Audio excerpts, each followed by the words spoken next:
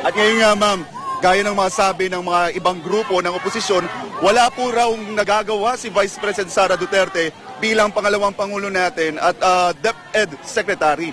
Ano po ang masasabi po natin dito?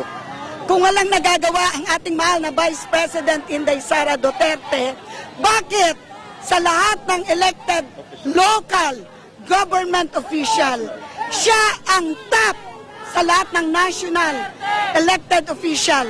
Sa survey, siya ang top number 1. So, hindi po namin na iintindihan kung saan nanggagaling yung sigaw na Sara resign. Bakit? As early as now, threaten na po ba kayo sa next election? Malayo pa po ang eleksyon. Let's focus now. Tapos na po ang kampanya, tapos na po ang eleksyon. Ang i-focus nyo po kung paano pababain ang presyo ng bigas. Franco, magandang gabi. Inday para sa bayan, yan ang sigaw ng mga taga-suporta ni Vice President Sara Duterte sa isinagawang rally dito sa Plaza Moriones sa Tondo, Maynila. At isa nga rin sa iginit nila, Franco, na hindi deserve ni Vice President Duterte na mag-resign dahil sa napakataas na trust at performance rating dito. At kaugnay nga, Franco, ng isinagawang rally dito sa Plaza Moriones ay makakasama natin si Ma'am Dang Imperial Mangalino, ang National Secretary General ng Inday para sa Bayan. Ma'am Dang, dito po tayo. Magandang gabi po, ma'am. Live na live po tayong napapakinggan sa SMNI News. Pakibati muna po ang lahat ng ating mga kababayan, maging ang ating mga OFW sa buong mundo. Isang napakagandang gabi po sa ating lahat, lalo-lalo na po ang ating mahal na Vice President Inday Sara Duterte. Ma'am, nandito po tayo ngayon sa Plaza Moriones, pero kanina parang may nangyaring, siguro sabihin na natin, konting panggigipit dahil hindi tayo natuloy doon sa isa pa nating venue. Nauunawaan naman po natin dahil ang galawan po natin ito ay biglaan. Una po, ang announcement natin ay sa Bonifacio Shrine, pero hindi po tayo nabigyan ng permit dahil meron po daw silang on scheduled activity ng Manila Film Festival. So we decided to look for a place wherein it's a freedom park kasi we live in a democratic country. So nandun po yung ating kalayaan to express our sentiments. So we opted to go around Manila City dahil ito na yung na-announce natin sa ating mga kapwa Inday Sara Duterte supporters. So, nakita po namin itong, nag-search kami, nakita po namin ang Plaza Moriones, which is parang it's a good sign from above dahil nakita nyo, shaded ang lugar. Doon sa una, mainit. So, it's direct sunlight, kawawa ang mga supporters. Ito po, tignan ninyo, napakaganda with, it's a beautiful ambience. Kaya nga sabi ko, iniadya ng Diyos para sa mga volunteer supporters ng Inday Sara Duterte. Ma'am, nandito po tayo ngayon para ipahayag yung patuloy na pagtitiwala at pagmamahal ninyo kay Vice President Sara Duterte sa gitna po ng mga panawagan ng ilang mga grupo na mag-resign na ito bilang DepEd Secretary. Napapangiti na lang po kaming mga supporters. Nakita nyo naman po, kalma lang kami. Kasi as you can observe and na-observe nyo ang mga galawan ng ating mahal na Vice President Inday Sara Duterte, wala po siyang mga negative reactions, which means sa sarili niya, she is very confident. Focus lang siya sa kanyang mga functions as the Secretary of the Department of Education. Pinupuntahan po niya ang mga liblib na mga barangay kung saan kailangan ng improvement ng mga pangangailangan ng mga mag-aaral na mga kabataan na magiging pag-asa ng ating bayan.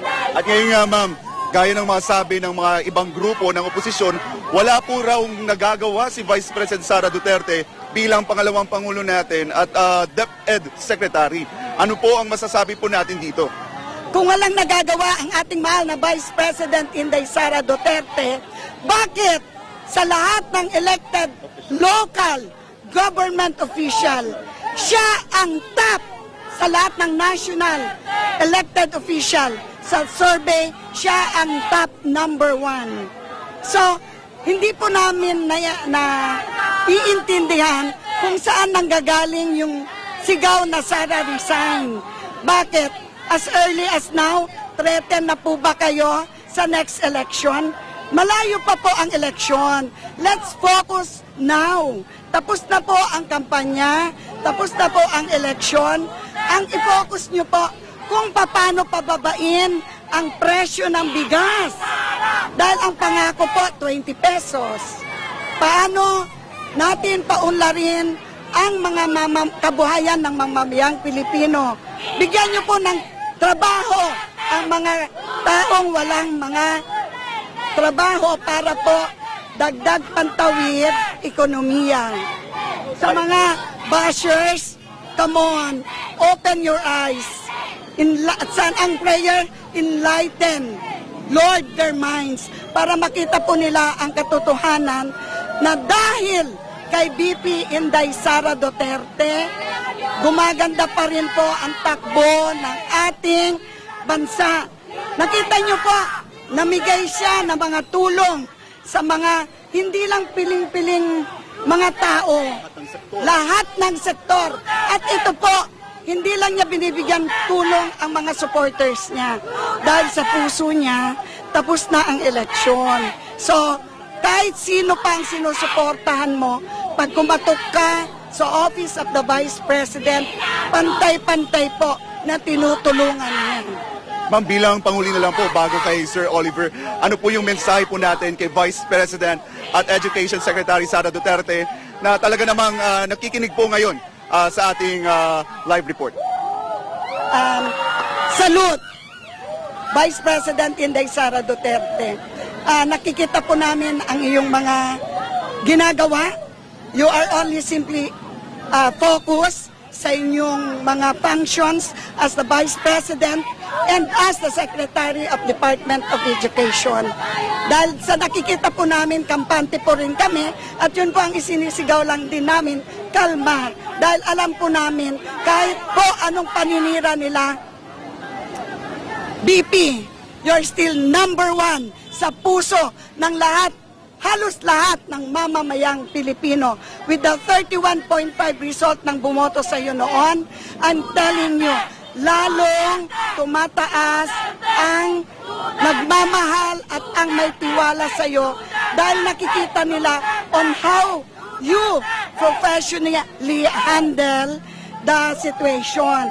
Hindi ka nag-iiskandalo, hindi ka na lumalaban or whatever dahil alam mo sa puso mo na you are the woman of integrity, a woman of principle.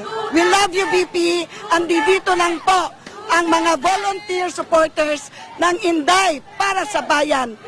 Again, I'm Dan Imperial Mangalino, the National Secretary General of Inday para sa bayan. Magandang gabi po sa ating lahat. Kalma!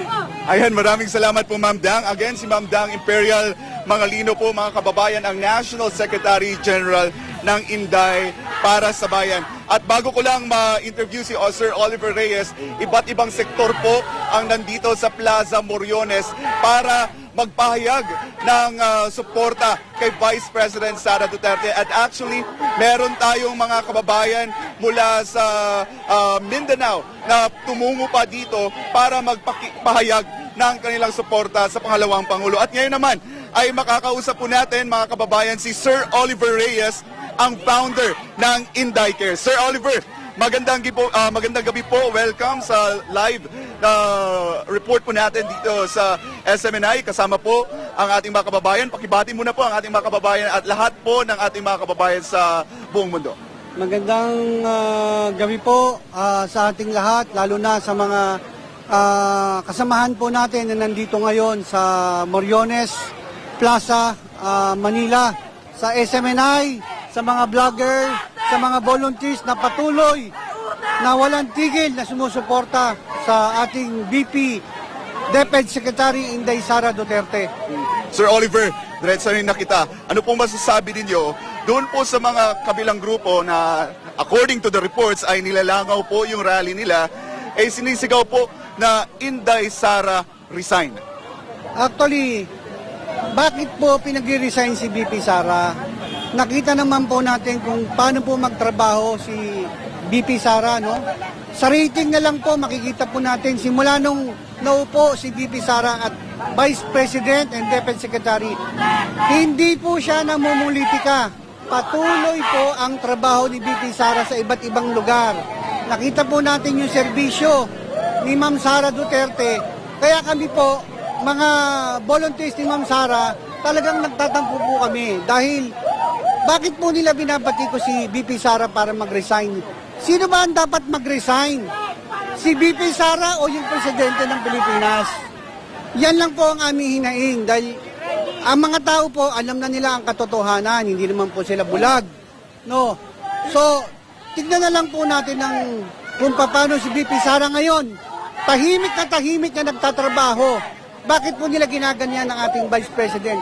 Alam na po natin kung paano niya po pinaganda ang Davao. Nagsimula sa tatay niya. Ngayon po, si VP Sara, Vice President na, pumalit na po ang kanyang anak. Di pa po, na isa ring mayor. So, ano pa ang nakikita natin para pag-resignin si VP Sara? Sila po ang dapat mag-resign. Sir Oliver, bilang Panghuli na lang po, ano yung mensahe po natin ni Vice President Sara Duterte? Vice President and Deputy Secretary Sara Duterte, patuloy po kami sumusuporta sa inyo dahil nakita po namin kung paano niyo po minamahal ang taong bayan.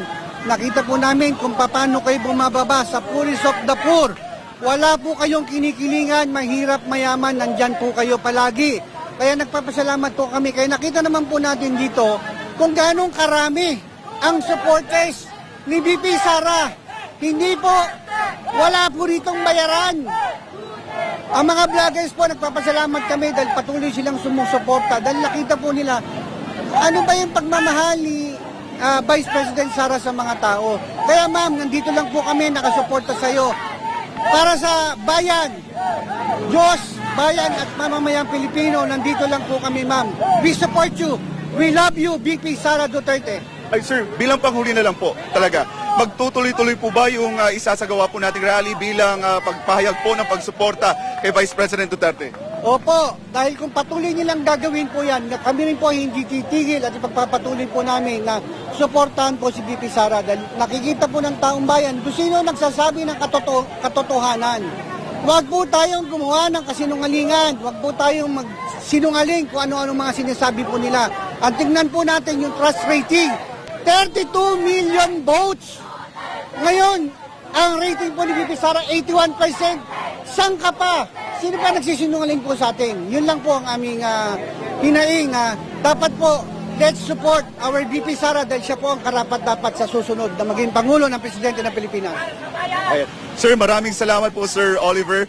At yan po mga kababayan, patuloy ang isinasagawang rally dito sa Plaza Moriones kung saan nga ay nandito yung iba't ibang grupo na nagpahayag ng suporta kay Vice President Sara Duterte. At yun nga, ang kanilang ipinananawagan dahil kanilang ipinagtataka kung bakit na ipinanawagan nila ang pag-resign ni Vice President Duterte kung gayon ay siya ay may pinakamataas na trust at performance rating sa lahat ng mga national government officials at maging sa cabinet secretary. At yan muna ang latest update, Franco, dito sa Plaza Moriones.